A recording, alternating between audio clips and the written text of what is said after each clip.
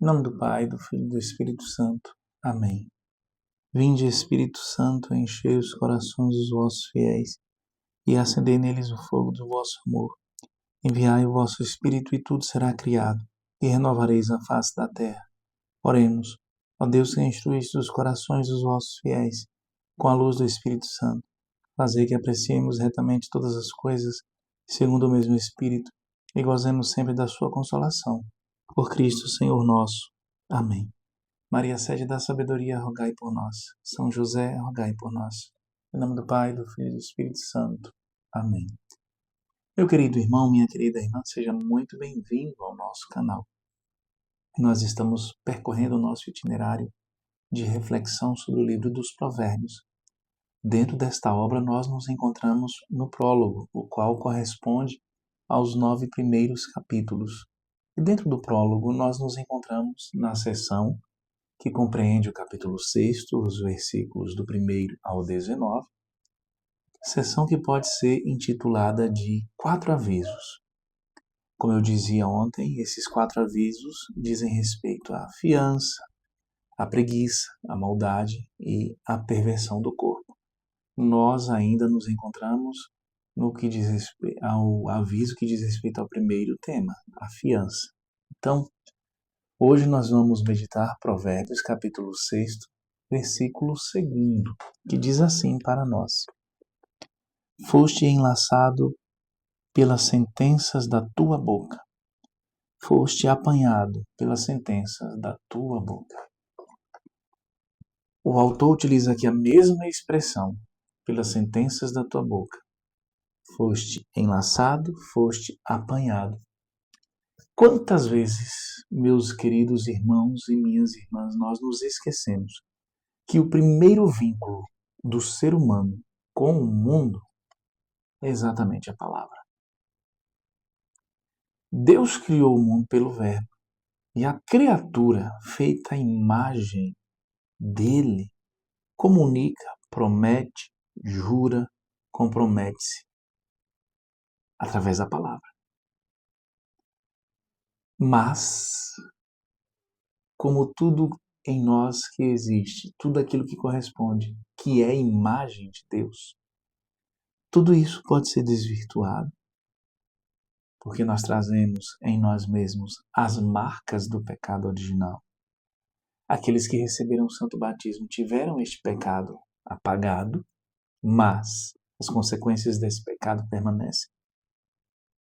Como tudo aquilo que existe em nós é desvirtuado, nós podemos cair exatamente através daquilo que nos faz imagem de Deus. A fala, a palavra, a comunicação. Podemos cair através disto. Não que Deus tenha feito de forma imperfeita. A imperfeição não está em Deus. Está em nós. De fato, como eu dizia para vocês, o autor diz, foste enlaçado, foste apanhado. O hebraico usa palavras vívidas. Nokashita. Foste enlaçado. Evoca a ideia de ser apanhado numa armadilha. E nilkadta. Foste apanhado. É ser capturado, enredado. Ambos os verbos descrevem não apenas um laço físico, mas um laço moral e espiritual. A armadilha está nas palavras da própria boca, ou seja, naquilo que saiu de ti sem o filtro do discernimento. Eu já falava ontem, quando nós comentávamos Provérbios, capítulo 6, versículo 1, que muitas vezes nós falamos de forma irrefletida. Nós não falamos de forma em que utilizamos do discernimento, mas vamos falando simplesmente aquilo que vem à nossa mente. Vamos falando. Meus queridos, na tradição do antigo Israel, este versículo é comentado no Midrash Mishlei como um alerta contra o poder da língua maldizente, mas também contra a pressa em fazer votos ou compromissos. De fato, os antigos sábios de Israel diziam: melhor não jurar do que jurar e não cumprir. A palavra nos liga e pode nos acorrentar. Cuidado com o que você fala. Cuidado. Não tenha pressa no falar. Nós vamos ver mais adiante que o próprio livro dos Provérbios nos fala que nós precisamos ter mais pressa em silenciar do que falar. Ter mais pressa em pôr a mão na nossa boca do que simplesmente abri-la.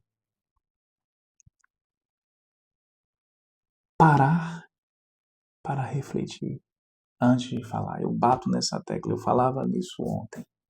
Volto a dizer hoje. Refletir antes de falar. Não sai falando, mas eu sou ansioso. Fabiano, eu sou ansioso, eu tenho que falar. Mas Fabiano, se eu não falar, eu fico sufocado, eu tenho que dizer. Cuidado. Talvez até você se sufoque se não falar. O que em si é algo ruim, é um mal. Mas talvez se falar, cause um mal maior do que esse sufocamento. Muitas vezes nós utilizamos como desculpas. Como desculpa exatamente esta fala. Se eu não falar, eu vou me sufocar, eu vou ter um treco. Eu vou ter um passamento, como se diz no popular. E, no entanto, nós utilizamos isso como desculpa para poder falar de forma irrefletida, para falar guiado por muitas emoções, a raiva, mágoa, desejo de vingança, nos mostrarmos como superiores, como justiceiros. E não nos damos conta que causamos um mal muito maior ao falar deste modo do que nos controlarmos e nos retermos. De fato, na tradição católica, Santo Agostinho nos lembra que, aliás, Santo Agostinho não, perdão, São Tiago, na sua carta, no capítulo 3º, versículo 5º, ele fala que a língua é pequena, mas pode incendiar uma floresta. É por isso que no Catecismo da Igreja Católica, você pode conferir depois os números 2464 até o número 2470, exatamente quando fala do oitavo mandamento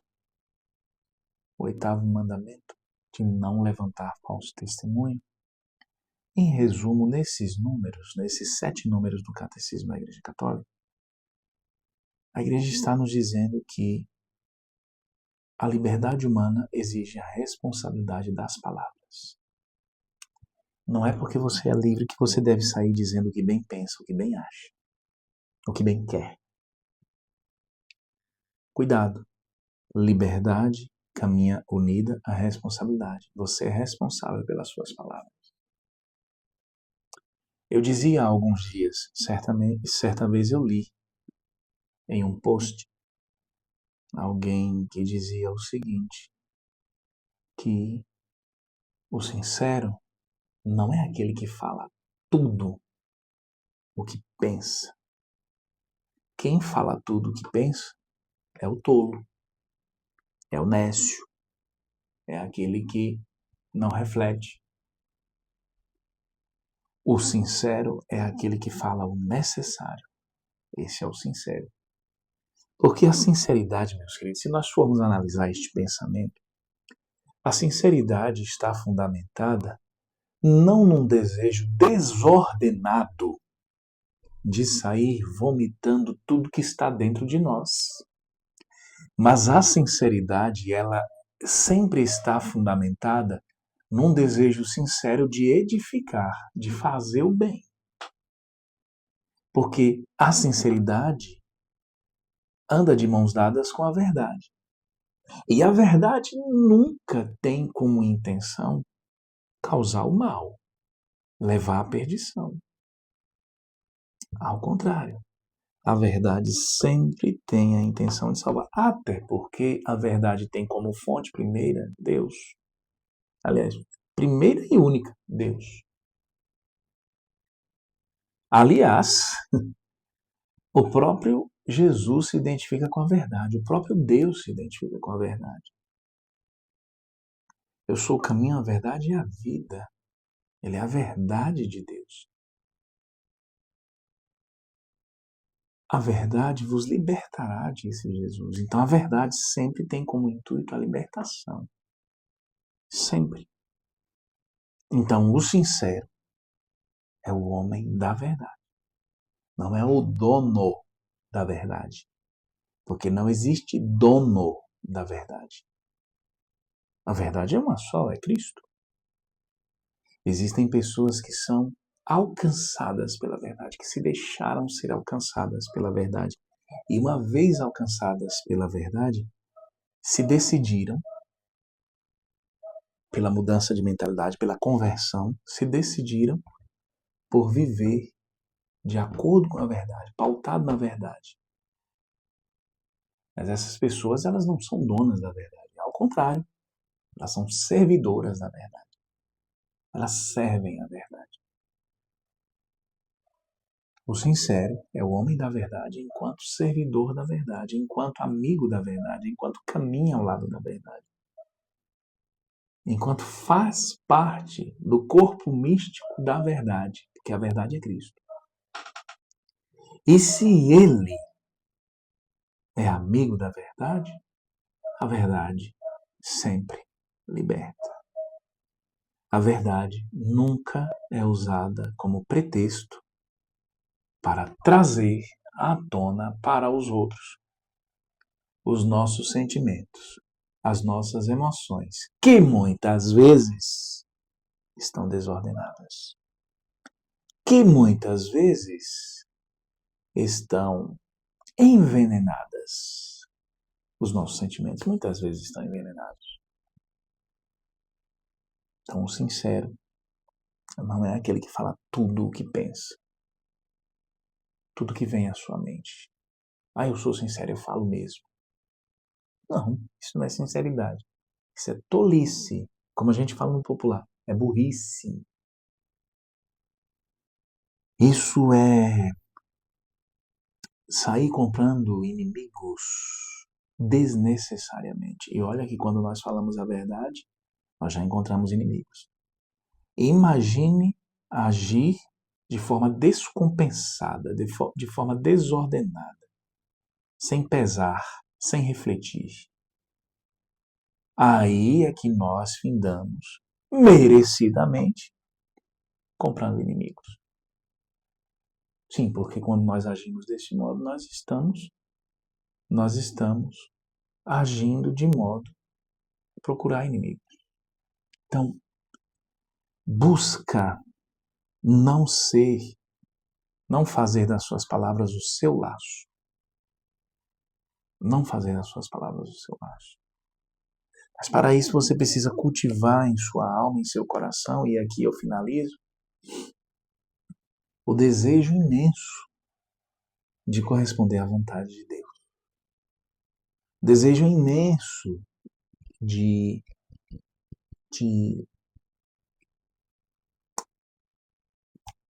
fugiu minha palavra agora, de cultivar em você a bondade divina, de fazer germinar em você a bondade, de o seu coração se tornar bom participando da bondade de Deus. Porque Jesus mesmo diz assim, e aqui eu finalizo, Mateus 12, versículos de 35 a 37. O homem bom do seu bom tesouro tira coisas boas, mas o homem mau do seu mau tesouro tira coisas más. Eu vos digo que de toda palavra sem fundamento que os homens disserem, darão contas no dia do julgamento. Pois por tuas palavras serás justificado e por tuas palavras serás condenado. Cultivemos a bondade de Deus, os sentimentos bons, desejos conforme a vontade de Deus, para que só possamos pensar e falar coisas boas, coisas conforme o coração amoroso de Deus. Louvado seja nosso Senhor Jesus Cristo, para sempre seja louvado. Fique na paz do Senhor.